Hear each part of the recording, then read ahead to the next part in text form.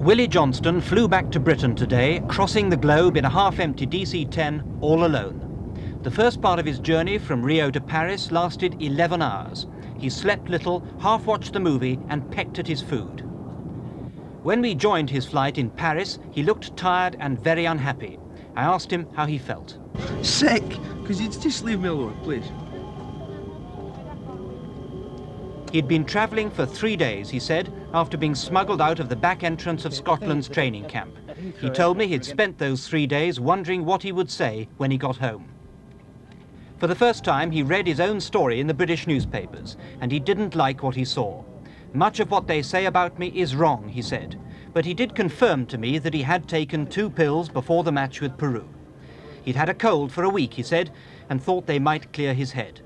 But he claimed it never occurred to him the pills contained drugs on the banned list. He wasn't even worried when he took the dope test.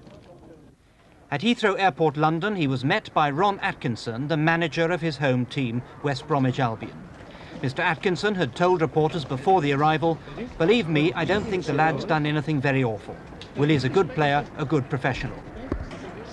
Willie Johnston himself said he had been very silly. He was looking forward now to seeing his family and then getting away for a while to try to forget it all.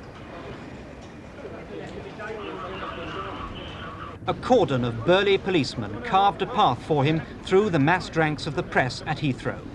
They helped him into a car and he was on the last leg of his journey home. Geoffrey Archer, News at 10 with Willie Johnston.